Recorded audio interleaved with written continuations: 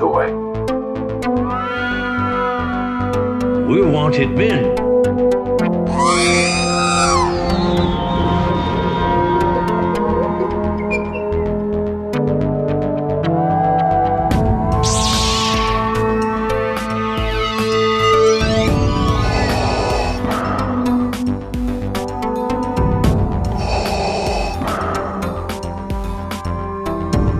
I have spoken.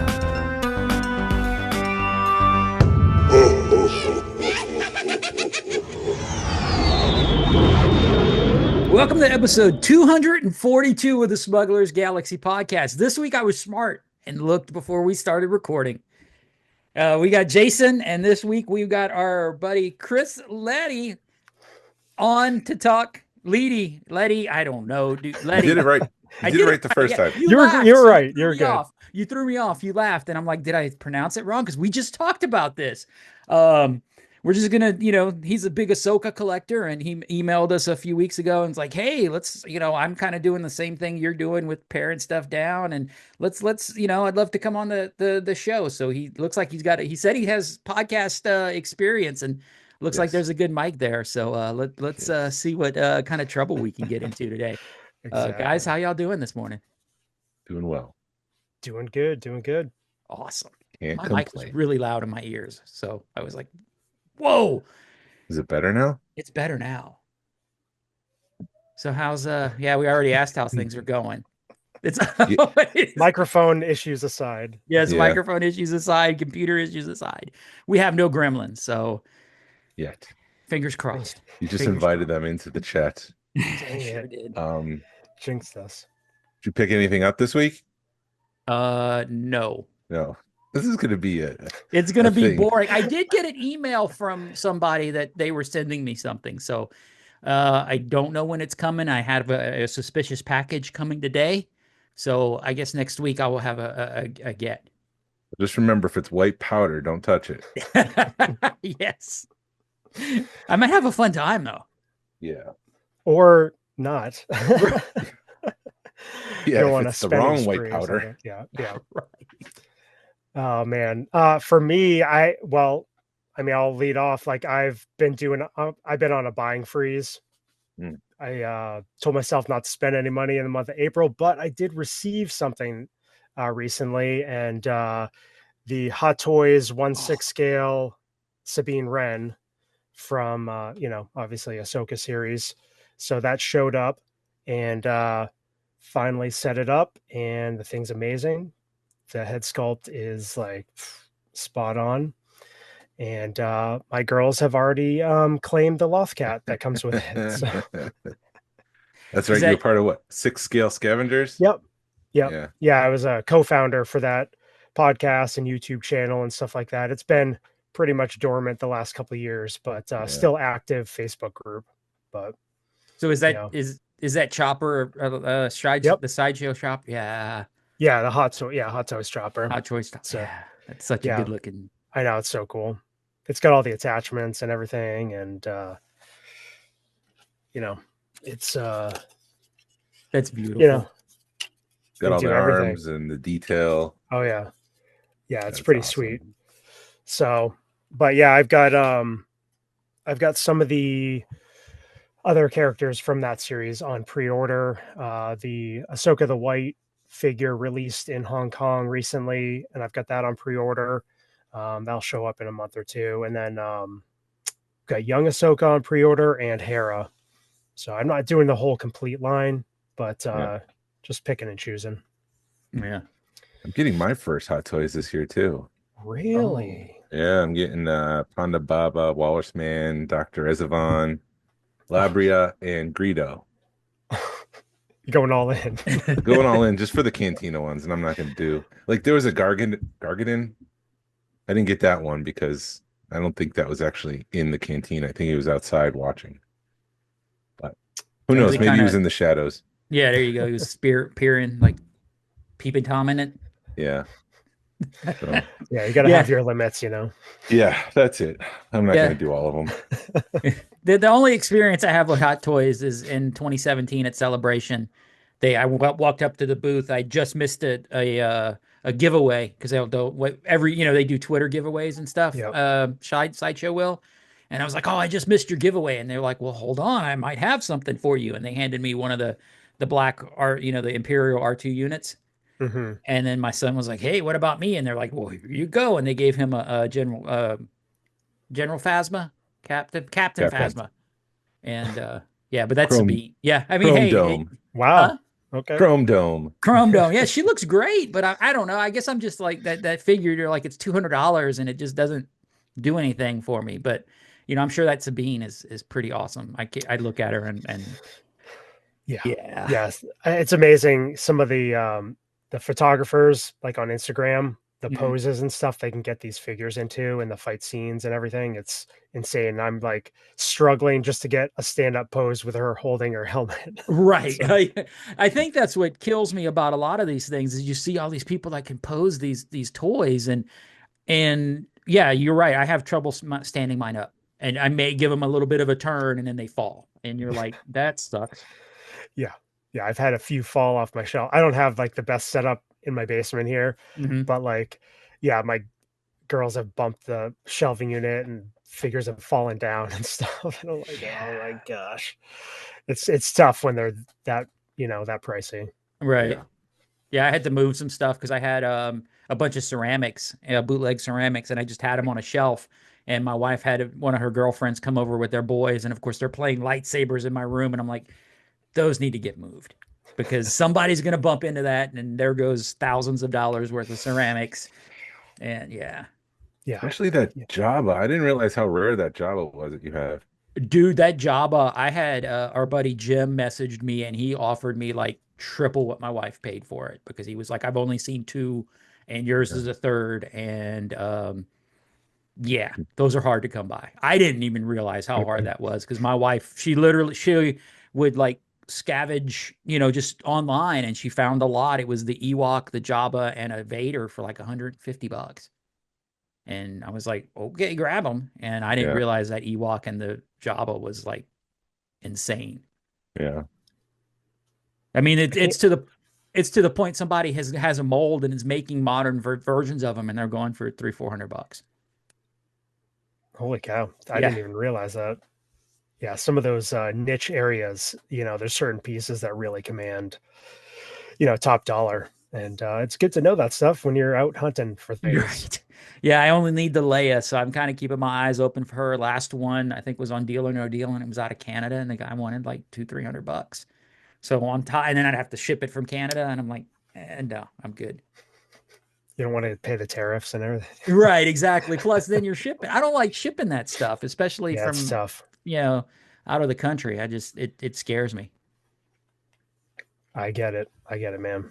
Yeah, I've shipped stuff to other countries and carded, vintage carded figures, and I'm like so worried that they're gonna bust through the bubble and all that stuff. You're just like packaging them up so nice and tight, but you never know how they're gonna be handled. Right.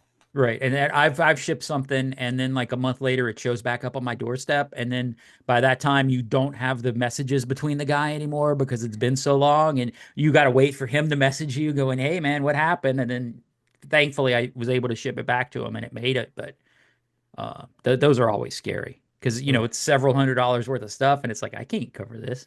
I can't give this guy his money back because I've already spent it. Classic. Yeah. I did find Mace Windu Jedi Starfighter. It's a Micro Galaxy Squadron. It's one of the chases. So I picked that up. I mean, just because I don't find chases that often. Right. I've been looking, but I haven't really seen anything. I haven't, I'm still Series- looking. Huh? Series 8 and 9 are starting to hit the shelves, but I mean, people are picking up the chases and rares and flipping them on eBay. Yeah. I'd like to be able to find that TIE Defender, but that's just coming out, right? Yeah. But that's a regular release. It's not a chase or rare. Okay, so I should be able to find it if Should I find be. it. Should is the key.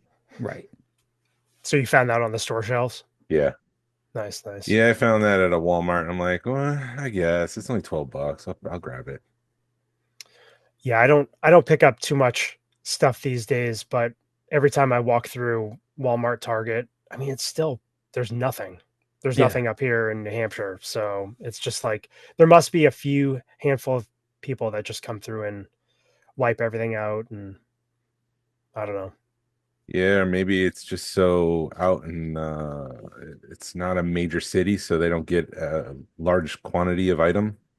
Yeah, yeah, we up in the Northeast, it seems like we're the last ones to get anything. Yeah. So, but I mean, for anything, I got some comics too, some Ahsoka comics. Oh yeah, See if I can show them. Oh, that's a that nice one looks cover. great.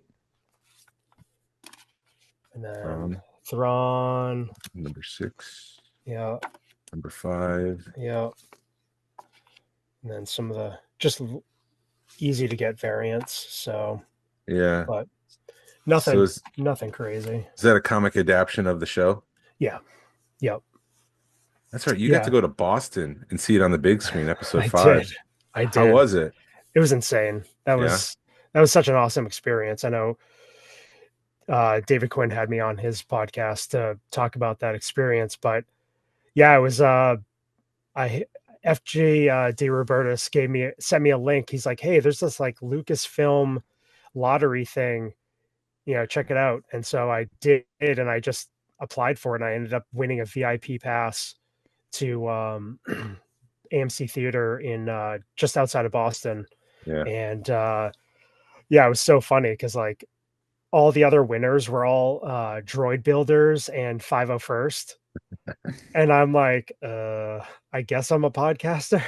Like, and but it was insane.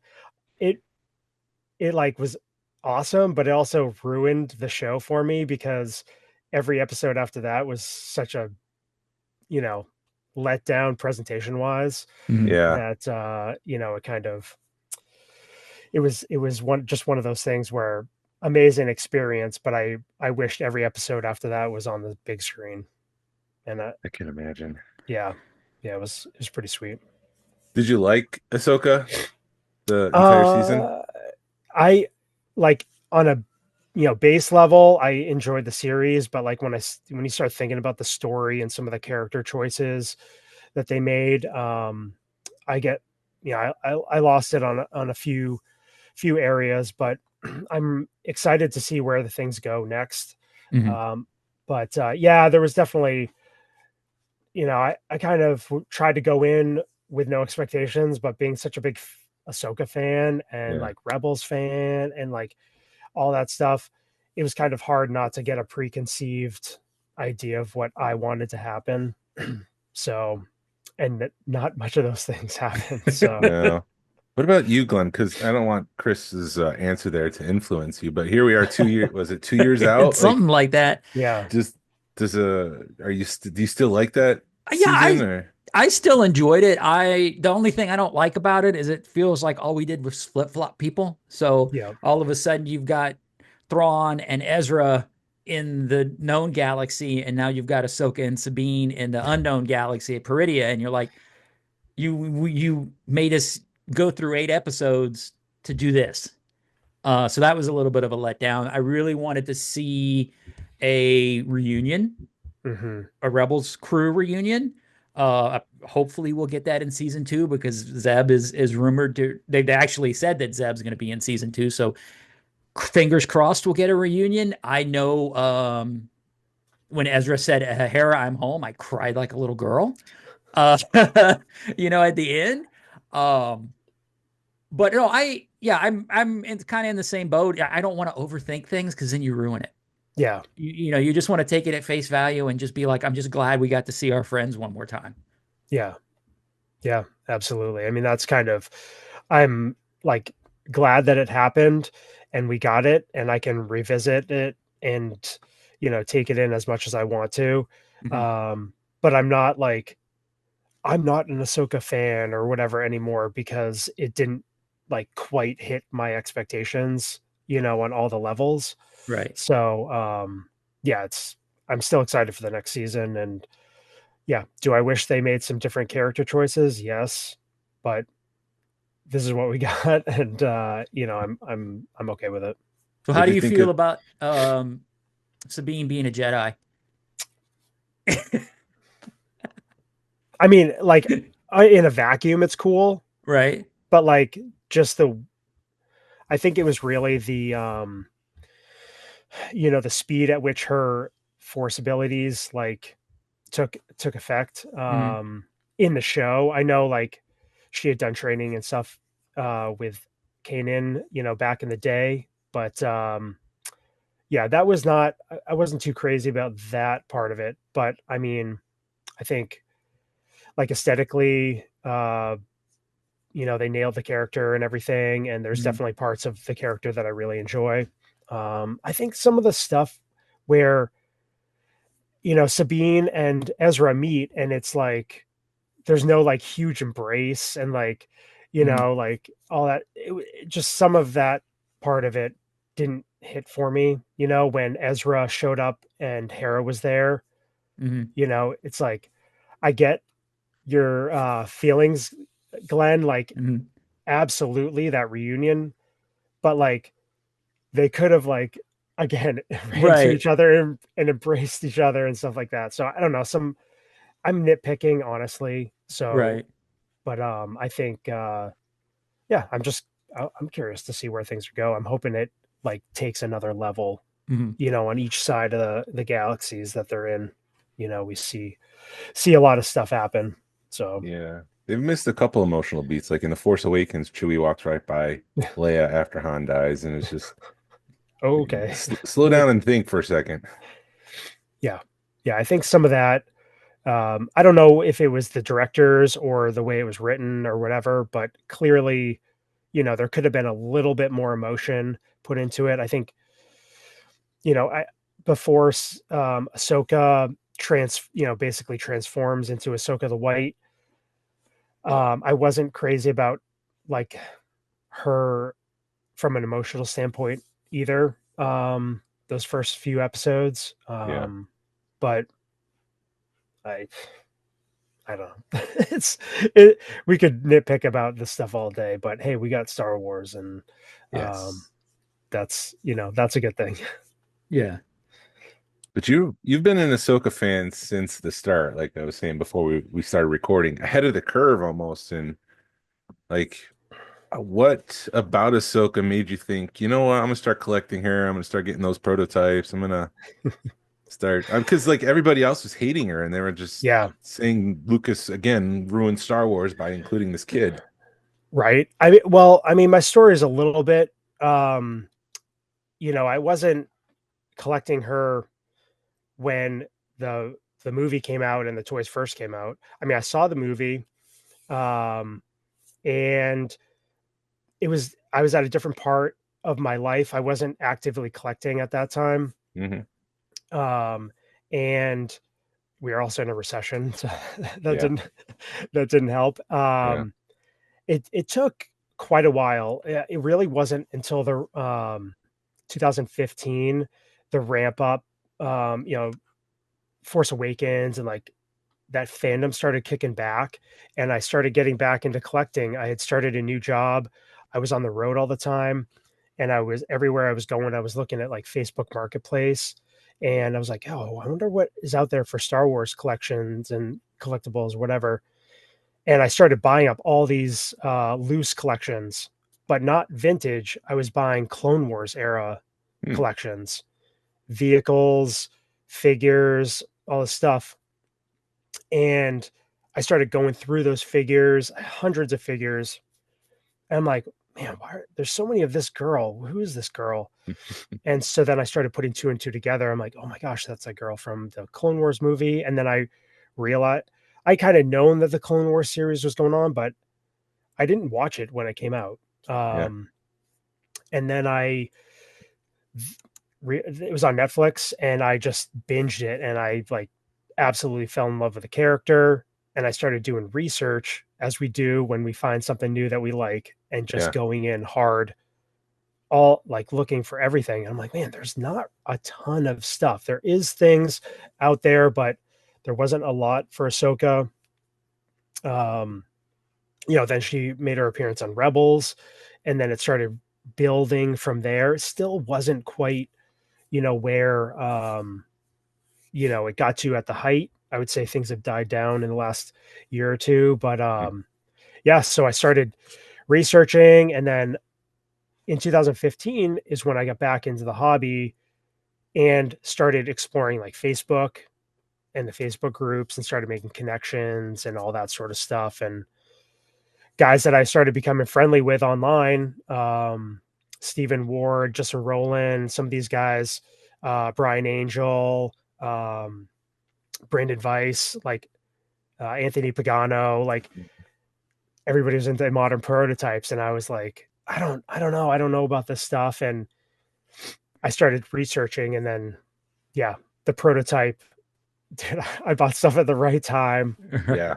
You know, like, I found painted hard copies on eBay of some of her figures, and I jumped on them, and then I just started making the connections with all those people and started picking up. I was going crazy with the production stuff, picking up whatever I could find with prototypes. Yeah, and the rest is history. My basement was full of stuff. I mean, it looks like it's full of stuff now, but there was like 5, 6 times as much Ahsoka stuff.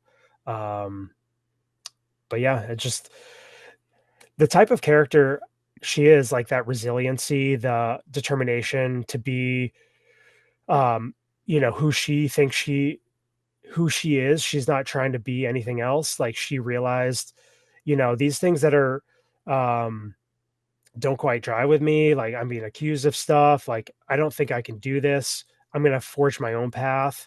I think those character traits, they really connected with me. And I think, the example she sets for, young women, young men, like, I think it's something to look up to. And that's, I don't know, it just connected. And you guys know how when you connect with a character, and it's like, it hits. And so it's funny, like, a lot of my Star Wars or friends that aren't collectors, aren't into Star Wars, are like, what's your favorite character? And I say Ahsoka Tano, and they're like, who? Like, you've been a fan forever. Who's this? I'm like, she started out in animation. Oh my God, animation. Like, Right. and stuff like that. So it's, it's kind of one of those things where, like, my friends outside of the hobby don't know about her, and I try to teach people about her, and, get people into the character. And they've like watched Ahsoka show, and they thought it was really good, and they're like, wow, this character's awesome, blah blah blah. So yeah, I mean, tangent over. But I could go on forever about it. So That's actually a good point, because I don't know what people outside of the Star Wars hobby or Star Wars fans think about Ahsoka. Like, they come into the Mandalorian, they see episode 5, the Jedi, yeah, and then there's the Ahsoka spinoff. So I'm always curious about other opinions, and that's just a kind of cool one that they enjoyed Ahsoka. yeah, They didn't have the baggage. right, exactly. And then I have friends that have gone back and watched Clone Wars, and my buddy Brenton right now, he's been watching all through Clone Wars and Rebels and learning about all these characters and stuff. And he's a big Thrawn fan, so he wanted to pick up the Thrawn content. But I said, you got to do the work. You got to go through and Right. learn these characters and understand, their trials and tribulations and everything they've been through. And then the weight of the events, like at the end of Clone Wars, and then the end of certain arcs in Rebels. And then, okay, why is Thrawn in this other galaxy, and like all this stuff. I think it's a fun journey. And I can't promote the animation more. It's just, it adds to the Star Wars lore and universe. Like, it adds so much to it. And I'm so glad we've got it, and we keep getting snippets and little series and stuff like that coming out. I think all of it is great. Yeah, because I gotta agree with because my first like real introduction to Ahsoka was when she drops down in the Ghost. I knew who she was, but I didn't understand who she was, and like I wish I would have understood the heaviness of her coming in the Rebels, or the significance of her coming in the Rebels, because that was significant at the time. But then like when I rewatched the Clone Wars and in like the end of season 6, when she walks away from the Jedi Order, you're like, Mhm. that's how they ended Clone Wars. It's Yeah. like, because I forced because season 7 came out and I'm like, okay, I'm not going to watch season 7 till I watch everything. Yeah. So uh, marched through or, whatever, binged 1 through 6. And then when season 6 was over, it was like, that's how they ended it, and the heaviness of it. And you realize, it's not like, oh, I can hit next and I've got season 7. You got to think about the fact that there was years in between season 6 and 7, and that's how they ended Clone I Wars, know. was that. And we were at the summer social, and Narayan, somebody was watching Clone Wars, and Ahsoka, it was like one of the first ones with Ahsoka, and I'm like, is she that annoying the whole show? Because what I know of Ahsoka is not this annoying little girl. And then they're like, watch Clone Wars, you'll get it. And you get to see her journey from an annoying little girl to somebody who's basically a Jedi master, and it's really cool. So yeah, you're right. You gotta earn it, I think.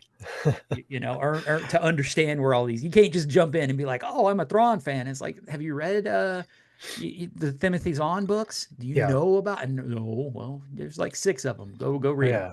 Yeah. And then the new canon stuff, and like there's just, yeah, I mean there's just so much out there, and I don't consume it all. Like, there is quite a bit. I used to try to keep up when the new canon came out. I was keeping up with every novel and like all that stuff, but eventually I was just like, I can't. They're just coming at me fast and furious, and it's just Mhm. like they pile up, and then you just pick and choose. But it's been a while since I've gotten into the novels and that sort of thing. But yeah, I mean, even yeah, you hope that all that effort, pays off with some of the, live action content or animation, and we get snippets here and there, and so it does, you feel like it is worth it, but sometimes it's not, with certain stories and books and that sort of thing. But yeah, I mean, it's pretty crazy. I wish I had time to like rewatch everything again, and get that feeling again. But yeah, it's fun. There's just, yeah, Ahsoka's transformation from that annoying little, young teenager to, Ahsoka the White in, the series and stuff like that. There's so much in between, and uh yeah, it's pretty amazing. All right. Good stuff. Yeah. I can never tell if Jason's getting ready to say something or taking a breath.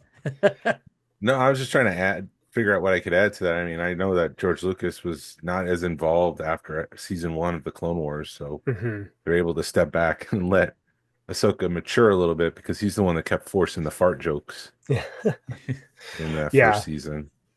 Yeah. I know there's definitely, yeah, the first season and, certain arcs and that sort of stuff that, even later in the series, it are a little bit tough to get through. But, uh, stuff like Mortis and, her trial and everything, I think, Yeah. and obviously like season 7, the final arc is just chef's kiss. Like, Yes. Yep. I mean, that is my favorite. Um, there's Twilight of the Apprentice and Rebels, and Siege of Mandalore are my two favorite um, pieces of Star Wars, like, and Really? animation. Yeah. Yeah.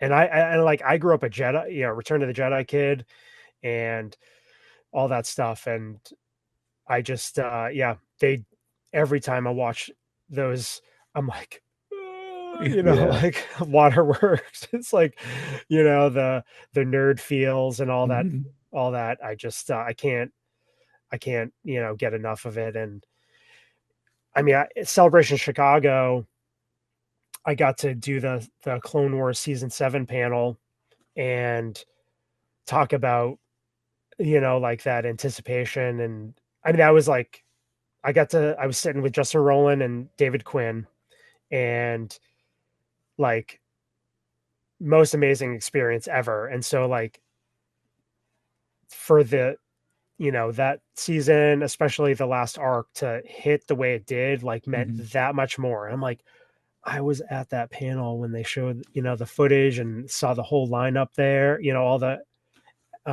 voice actors and everything up there. And David Quinn, Justin and I are sneaking around at the end of the show or the panel, like looking for tickets so we could get as many Ahsoka posters as we could. And, it's just, such awesome memories, and to be able to connect it to something that I could watch all the time if I want to is pretty awesome. That's awesome. Yeah, I haven't hit any of those panels. I hope to someday. Are you planning on going to LA? I would like to. I was really hoping it was Orlando. Amen. Man, being on the East Coast would have been so much better. The prices for everything just jump drastically when you insert California into the equation. We'll see. I mean, I know a lot of our collector friends, are already planning. I've already got somebody trying to get me to room with them and everything. And I mentioned to my wife, and she literally said nothing. It was just a massive eye roll, and she walked out of the room. So, ouch. Yeah. Dagger to the heart. Oh man. Well, and like in Chicago, that was my first celebration, and we ended up getting a room at the convention center from somebody that had booked 2 rooms just in case. And so that worked out. And then I ended up getting a vendor badge to help out at the Northeast Star Wars Collectors Club booth. And talk about like being spoiled on your first celebration and not having to wait in any of those lines to get in the morning. And like I got in, I was there during setup the night before, and like got to peruse all the, vendor booths and everything beforehand, picking up, deals. And I'm like thinking about the prices of stuff. I'm like, why didn't I buy more, last 17 figures when I was there? So, yeah, I know that spoiled us last celebration. Well, in Anaheim, because we were helping with we got a club table. And those vendor badges, you're spoiled, man, because you're walking past everybody in line. You're in there early. I mean, Jay, we've told it several times on the podcast, because we wake up Sunday morning. Jason's like, I want to go buy this one figure, and we just hop in there. And as we're talking to Jazzwares, we get a tap on our shoulder, and like Dave's right there.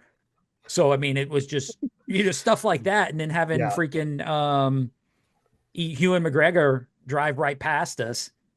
Stuff like that. You don't get that with a normal badge, know? So it definitely, it spoiled us.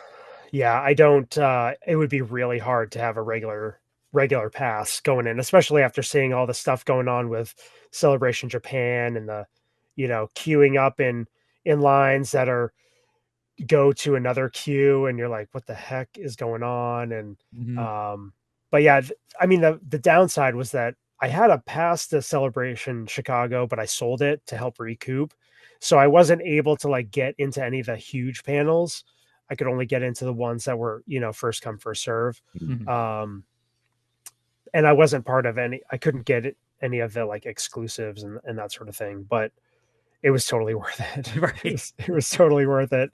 Yeah. And I think that's what scares me about going, to LA, is it's like, I don't want to spend all this money and then have a crap experience, because like you said, standing in line or queuing, because I know in Japan for like the autographs, you had to queue for a pass and you had to queue for your autograph. So that scares me.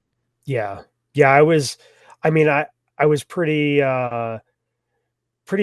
strategic with like how I approached Celebration Chicago. I didn't end up doing any of the autographs or anything that I had to spend longer than a half an hour in line for. I was just like, I sacrificed that part of, the experience to just always be doing something.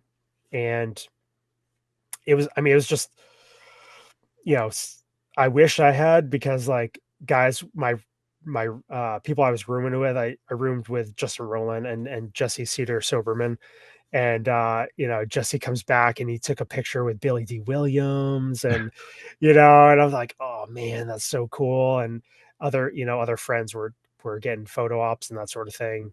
But you got to pick and choose. You can't do everything at these big conventions, and I wish I could. But yeah, the biggest thing for me were hitting some of the collecting tracks, definitely doing room sales. And really the biggest thing for me, and you guys know how it goes, like it's like finally meeting these friends in person, be able to hang out. Just hanging out at the bar was like the coolest thing. I'm hanging out with like all the Vintage Rebellion guys and like the Kivecast guys, and just a who's who. I mean, the first night, Justin and I come down from our hotel room and like, what are we gonna do for dinner?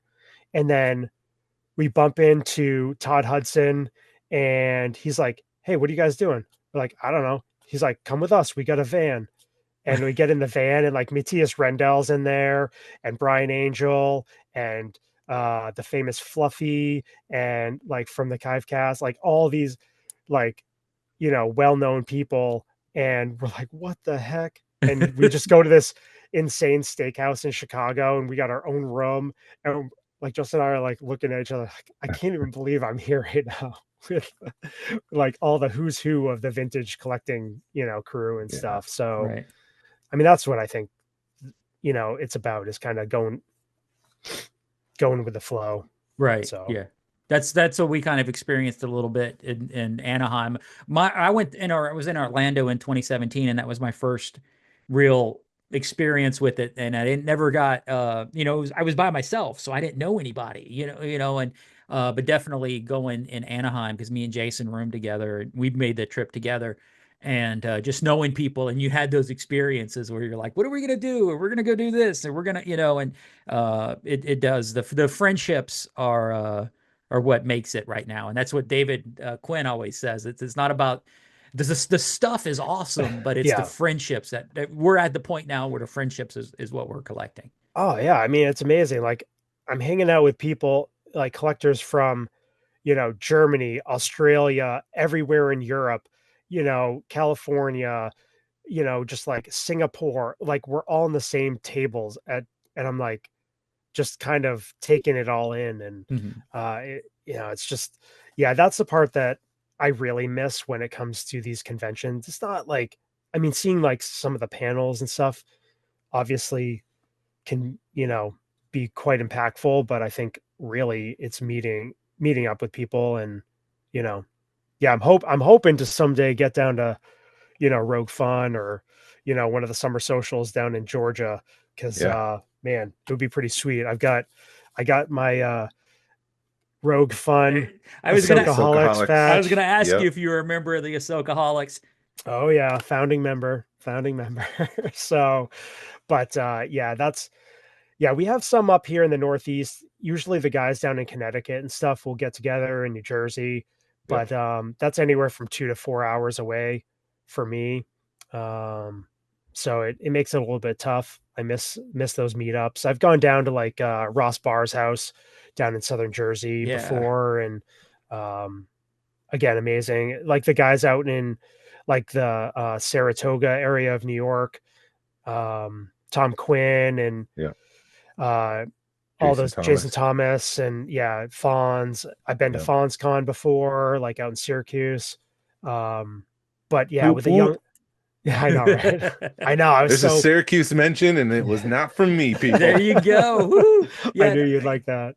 Yeah, I get really jealous of all of the guys that are up in that area, because it feels like in 2-3 hours you can be anywhere, or within a bunch of different collectors, and where we're not. I don't want to say landlocked is the wrong term, but we're like far away. We're like, far away from everything. Yeah. It seems like you have a pretty good concentrated area or a collector base in your area, but when you start jumping to all the different groups and stuff like that, I can see it being tougher. Some of the meetups have been pretty fun. It's always worth it. Like, and I know David always talks about it on his podcast. It's like, if you've never been and you're worried about it, like, you got to just go and jump in, and there's always at least Star Wars to talk about, Right. Yeah. Yeah, because that's the one thing. Because we, in our club, we have a lot of people. Oh, I only collect this or I collect that. And I'm like, it's Star Wars, right? And they're like, yeah. It's like that's all that matters. Yeah. Yeah. I mean, we know how broad Star Wars collecting is. Like, there's something for everybody, and yeah, you can always share what you've got, and even if it's just like your old beat up figures from childhood, or you know, some of the newest stuff, like it's Mhm. still fun to talk about and share with like-minded people. Right. And that's some of the coolest stuff is when you're like, look, this is my original stuff I played with. Just seeing that and Yeah. knowing, and being a little jealous because I don't have this stuff from when I was a kid, but somebody that their parents thought, to save it or they were able to save it from Yeah. when they were a kid, that's some cool stuff. That's awesome. Yeah. I mean, I've got my original Ewok village right back here. It's hard to see, but Oh, I noticed it. yeah. So I have a few pieces still from childhood, but yeah, it's awesome. It's like I remember playing with. I got it from my neighbor that lived across the street, and he had a yard sale, and it was at the yard sale, and he had tons of Star Wars stuff and everything. And my dad had told his mom, like, hey, if you ever want to get rid of all your Star Wars stuff, like, we'll buy it all. And so then when we see this at his yard sale, we're like, oh, what about all the other Star Wars stuff? Oh, I sold that at a Boy Scout yard sale we had a couple weeks ago. And I'm just like, are you kidding me? But we did. Son of a- We got the Ewok Village, just mint complete, everything. It's That's awesome. still got it. But Yeah. yeah, yeah. I mean, a lot of my vintage stuff from childhood I sold off over the years, buying and selling and trading up, and trading into the collectible shops, and always trying to upgrade and that sort of thing. So I have I have my Imperial shuttle that I got from childhood, and I kept my Rebel Commando from Return of the Jedi from childhood, which was a fun story I told on the Kivecast. But yeah, I don't have everything. I wish I kept it all. I wish I kept everything. GI Joes, Transformers, all that stuff. I sold all that stuff when I was like 12 or 13. Right. I know people are always like, man, I wish I wish I would have kept it. It's like, well, if everybody kept their stuff, it'd be Power of the Force 2 all over again. Totally. Yeah, Yeah. I don't want Power of the Or Force. Death I of don't Superman, let's bring it into comic books. God. That's my favorite when people are like, look, I've got Death of Superman. You're like, yeah, you and everybody else, buddy. I know. I can't tell you how many collections of comics or whatever I've bought or figures. It's like there's always Power of the Force 2 and there's always Death of Superman and everything. So when it comes time to sell some of that stuff, how do you go through it and parse things down? What is your strategy? Do you hold it and say, do I love this? yeah, I do that. I definitely do that. I figure out, like, all right, does it fit any of my focuses, any of my runs? Is this an upgrade for me? Can I use the accessories from this one? So I do a lot of that evaluation, certainly when I pick up collections. But most of the time I try to sell as much as I can from, those collections. Cause, like I was saying, you can't keep everything. Yeah. And, you're always hoping that there's something in that collection that you want for your own collection and and something else that's going to make your money back. So I haven't been doing it a lot recently, but yeah, that's my whole, I've been doing that since I was in high school, since the 90s. And breaks in between years, gaps and stuff like that. But it was ingrained in me from childhood. My dad was an antique dealer. We'd be hitting yard sales every Saturday when I was a kid. I'd be looking for Star Wars stuff and he'd be looking for antiques. Mhm. And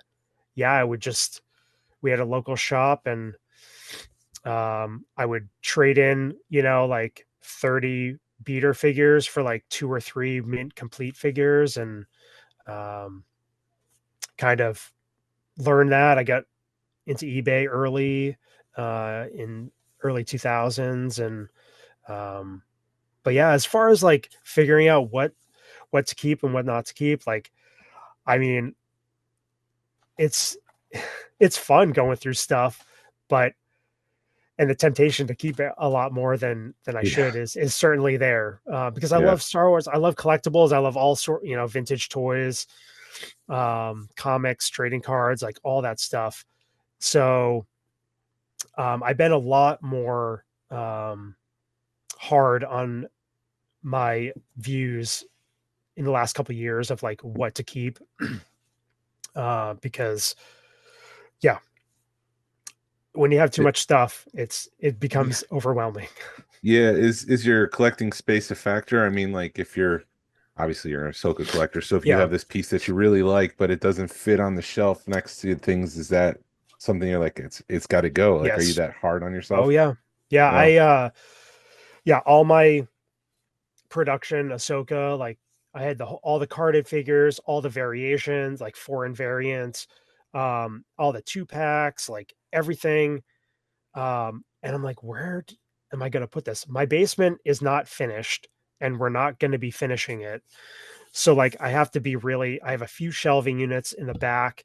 mhm. Um, and pretty much now it's like, if I have to store it in a tote, then it's, it's got to be very Yep. special, you know, because otherwise I can't keep it. I had totes and totes of like vintage collection figures, retro collection. I was collecting all those waves and everything. And Yeah. I'm like, I have 6 totes filled with figures. I'm like, what am I doing? What am I doing here? Where am I going to put these? So yeah, I set up at shows and stuff. And I Yeah. would just, I'm kind of the mind, like there's certain things I want to get my monies back, but a lot of the time when I have bulk like that and I want to move it, blowout prices, Right. trying to move stuff and trying to just get money back, because a lot of the time you're not going to get your money back with reselling that modern stuff. So, did you sell all of your Ahsoka variants, like all of the carded stuff?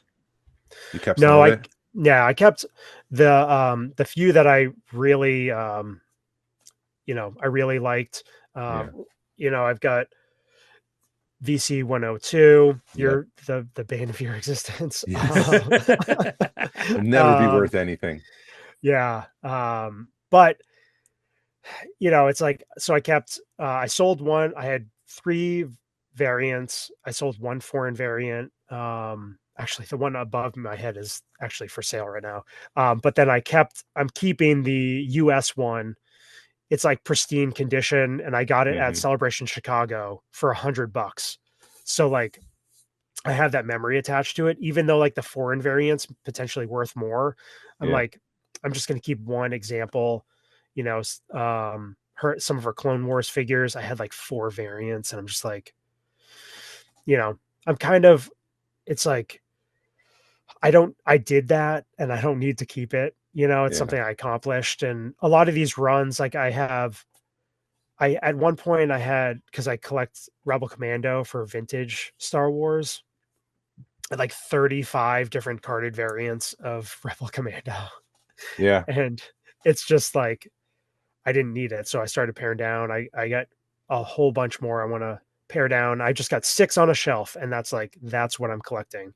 Um, if I can't display it, I consider it inventory, honestly. So I guess refining your collection is more important than how much it sells for because these days things aren't selling as high as they Right. should. I know. You just have to contend with that. You just got to be like, it's more important to have the proper items on the shelves than it is to make the most amount of money I Hmm. can, which Yeah. is frustrating. Can be very frustrating. It is definitely frustrating because, during the pandemic, the height, I sold a lot. I sold a ton of stuff during the pandemic, but I also bought a lot. And a lot of the stuff I bought is not worth what it was, Yeah. 2, 3, 4 years ago. Yeah. Um, and yeah, my mindset is, yeah, I could keep this stuff forever, but getting money back in my, I call it my slush fund, or, collecting fund, or, my buying power or whatever. I'd rather put the money back in that and then redistribute it, in a smarter way. Yep. Yeah, I think for me, one of the biggest things I've learned is trying to be a much smarter buyer and not just buying everything just because it's a good deal. Hmm. Passing on collections that there's no upside. There's a lot of stuff. But it'd take years to make my money back. You know, Yeah. so being a smarter with my purchases, and I'm quality over quantity. I know, Glenn, you've been talking about that. Yeah. It's just and then understanding, like, I'm into other things and I have a young family. So it's just all these things that you have to balance. Like, Glenn, you've got, your music, and Jason, you're doing all your 3D printing and Yep. like all that stuff. So it's like, all right, where am I going to put my money? Am I going to put it into something that's just going to sit in a tote? Or am I going to be able to put it on the shelf and enjoy it? Or is Mhm. it something that I can, then I can sell and then use to buy something that I really want? Those are kind of some of the things that go through my mind after years of doing this and making as many mistakes as I possibly could. Hmm. And falling into traps and trends, and I don't know. It must be the my getting up there in age, and Right. going through all these things. Yeah. Um, Speaking of trends, real quick, trading cards. I know you're into that, yeah. Yep. and I've heard from someone recently that it's a very healthy market. Is that what you're finding? Yeah. Yeah. I Yeah. mean, obviously, it went through the same thing during the pandemic, the boom, crazy prices, all that sort of thing. Things Yeah. have come down, but man, it's nuts. I mean, like, non-sports cards, Star Wars, Marvel, whatever. Pokemon. Pokemon's like just the most insane thing ever. My girls are into it, but not like, they don't like know all the stuff. But they're always like, "Can we get this card graded?" And it's like, my 8-year-old wants the card graded. It's there's I she at guess least. it follows in the family tradition. Yes, I know, because they see all my stuff. But yeah, trading cards. I mean, I love it. I had trading cards. I remember opening up like Topps cards in the 80s and trying to collect all the Red Sox. I was trying to get Roger Clemens, I and mean, like, yeah, all those. And then, I mean, it helped me like learn about stats and pricing and values and yeah. commerce, like trading and selling, and from a young age. And um, I mean, it's crazy. I mean, you've got, Fanatics, which owns Topps, investing tons of money into this area of collecting. And I mean, it's crazy the amount of money being pumped into trading cards. And Star Wars has quite the footprint. Amazing cards, like, just I. Hold on a It just minute. depends. You're freezing on You're us. there. You go. You So got the Star Wars trading card. Yeah, Yeah, you're yeah. good. Sorry. Yeah. So the Star Wars trading cards, it's pretty amazing. The amount of actors they get to sign in these cards, and the cards you can pull. I mean, people are pulling cards out of modern sets that are worth 20, 25, $30,000. Oh, Um, Jesus. so that's like a main driving factor. Is a big gambling aspect of it, buying Yeah. the unopened packs, boxes, and trying to pull the big hit. Um, it can lead you to some dark places, Yes. financially. So you have to be very careful. I always say, if there's a character that you like and you want to get into trading cards, buy the singles, buy the cards that you want, and then open packs for fun, Mhm. because it's hard to get, a decent return on investment when you're opening up packs, because you don't know what you're going to get. I Mhm. mean, you could be the one that gets the 1 of 1 Mark Hamill autograph that's worth $10,000, or you could get buy boxes and boxes and boxes and get nothing. I mean, my best Star Wars hit, I don't know if I'll be able to show it. It's Oh wow. Rosario. Ahsoka, sorry, gonna glare. Rosario Dawson autograph. Yeah. And it's 5. There's only 5 copies of this in the world. Wow. Excuse me. So, I mean, that card is like a $2,500 card. Wow. So you can get some decent stuff, but I've decided to really pare down my trading cards.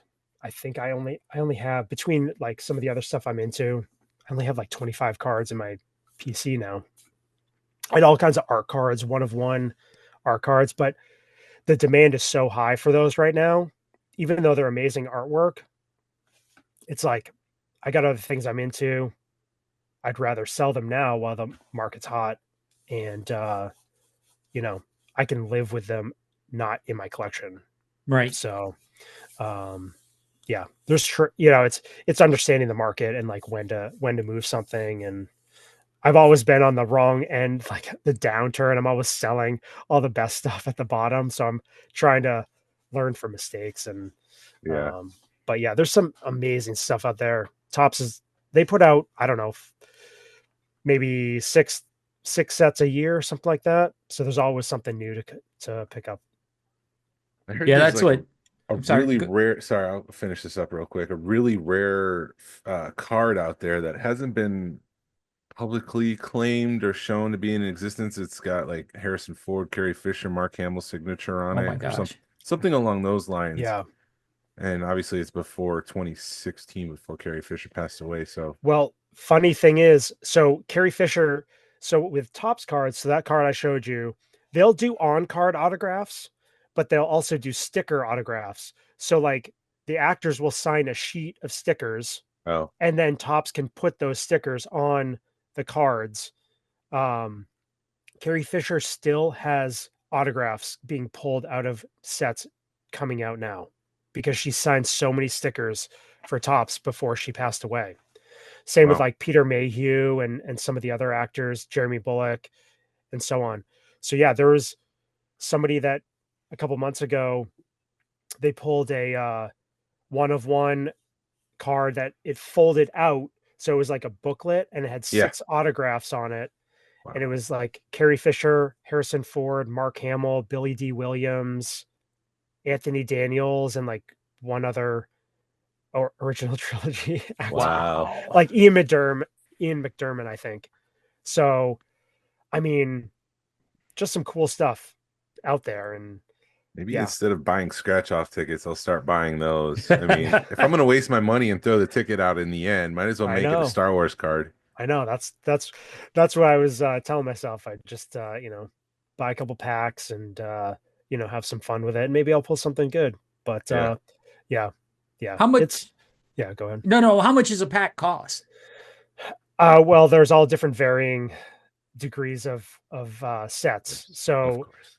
yeah, there's stuff that comes out that the pack's like $5, Okay. $10, something like that. There was a set earlier this year that came out called Antiquities, and you would get 9 cards in this really nice box and a oversized art card, one of one, like hand-drawn art card. Mhm. Yeah. And those are going for like $3,500 to $5,000 a Oh my piece. gosh. And that's So, retail or secondary? That's secondary market, and you don't know what you're getting. So like, so there's some high rollers in the trading card Jeez. arena. And it just gets multiplied exponentially when you get into major sports cards and that sort of thing, My which gosh. I don't really get it. I don't get into that stuff. It's just a whole rabbit hole. But I don't know. I love cards. It's part of my childhood, and Mhm. I've decided that I'm going to dabble enough that I've kind of hit that nostalgic, note, but I've realized I can't go as hard as I did, for a couple of years. So, learn from my mistakes. Yeah. He's trying to. So, but I mean, I'll be honest. Like, so trading cards. So one of my other passions is cars. I'm a big car Yes. guy. Yep. And BMWs specifically. I used to be a BMW mechanic in a previous profession. And one of my dreams was always to have a car lift at my house so I could work on my own cars and stuff like that. Mm-hmm. And last, like a year and a half ago, I sold 6 trading cards and paid for a car lift to be installed in my garage. That's the So, dream right there, Yeah, man. right. and that's the Right. only way I could justify it with my wife is that Of course. I sold I sold trading cards that I was into for less than a third of what I sold them for. And, you know, I could fulfill this dream of mine. So that's like Responsibly. responsibly. Exactly. I'm not Yeah. swiping the car, you know, card or taking out a loan. So that's coming back around to like why I've been paring down is like, I have other things I'm into. I'm getting a little bit older. I want to do some things that I've always wanted to do. And I think I've been using my collection and inventory as like a conduit for achieving those things. And I Yeah. think that's something we can all do. Mhm. Glenn, I know you're going, going through all that stuff. And I think it's good that we have stuff like Jason. We didn't just scratch off scratch tickets and we get nothing. We Right. get stuff to fuel whatever we want to, even if it's like going out to dinner with my wife, I might sell some stuff so that way we don't have to, use a credit card or Mhm. whatever. I think, a lot of collectors, have this ability to, lighten the load and do a little bit more, than just having stuff in totes and that sort of thing. Yep. It's a good strategy to have in the back pocket. Yep. Yeah. Absolutely. Yeah. Yeah, but Yeah. when you were talking about your art cards and stuff, like the expensive, it's like take a picture of it so you can prove you had it, and then Yep. go Totally. buy something else. So Yeah. No, that's a great way to put it, man. I was recently lucky enough to see someone who had one of those art cards and he didn't know what he was having. And the art card that he had was pretty rough. I would have been pretty frustrated if that's the card that I landed because Yeah. it looked nothing like the on-screen character. right. Yeah, and I've Yeah. also seen like one of the artists I follow, he did an art card like 20 years ago, and it finally got pulled. So I don't know if it sat for 20 years because it was like a Revenge of the Sith or something, Yeah. and I don't know if it sat, and they're like, oh, let's put this in a pack, and yeah, Yeah. I mean, stuff's still out there. I mean, yeah, there's still sealed product from years ago, and you could still, people are still pulling stuff, open up packs. Like Glenn said, 20 years ago, Revenge of the Sith made cards. There's stuff in those packs that hasn't been pulled. And yeah, you never know what's going to be still in there. So Pretty cool. yeah. But yeah, there's art cards, man. Like they're so bad. It looks like a 5-year-old drew it. No Mhm. offense to the artist, but like, what are you doing? You're Right. submitting something to Topps that's a licensed thing. And it's like, and you pull it and you're like, really? It's just, Yeah. I've pulled cards like that and you can't even get $10 for them. Just like, man. But why then does Topps do that? Why do they accept it and not reject it? I know they should. It goes through a process of approval with Topps, but I think now it's one of those things where the company is, getting bigger and they're just, pushing stuff through because, hey, say they need like, I don't know, 250 art cards for the set to be inserted into packs randomly, whatever's on them, like just approve it. We need 250, Mhm. But there are like different tiers for the artists. Like, Glenn, your artist, that you Christian. got posters of. Yeah. Yeah, Christian. Like, I don't know if he's done, art cards for Topps, but like, I would consider him a top tier artist. Mhm. There's several artists that are considered top tier, and like you pull a card of theirs out of a product and you're like instantly talking about thousands of dollars Wow. for these cards. I mean, I had an Ahsoka from this artist, Angel Avilas, and he's like considered a top tier artist, and I sold it for $2,700. So like that was like one of the cards that I got that I used to sell to buy that, the car lift and stuff. But it's just like, yeah, then you get there's such a huge disparity that it can be frustrating when you're like trying to pull something like cool and you don't get something that great. But that's part of that. Yeah, that's part of opening up packs. Yeah. But at least you have a Star Wars card, and like I was saying before, scratch off ticket. You got nothing. Totally. You got something cool to look at least. So. Yeah, because we've got a friend that's into that, and he'll send us both cards every now and again. Yeah, he knows what we collect, and he's like, I guess these are extras, and here you go, have them. So I'll get a pack every now and again that's got a Wampa or Sabine in it, and you'll get your angry Kermit. Yes. Evil Kermit. Evil Kermit. It just went, had a brain fart. I got to meet the voice of Salacious. The Tim Rose? Yeah. No. He was at Joe Fest. Yeah. He recently Not Tim passed. Rose. Who is? Yeah, Tim Rose did Akbar, right? Yes. Yep. Yeah, he recently passed. He did a local show that right over the border into Maine that I do from time to time, and he was there. And there was a fun story about the night before, and he was late to the show for, having a little bit too much fun the night before. And was it something salacious? Yes, it was.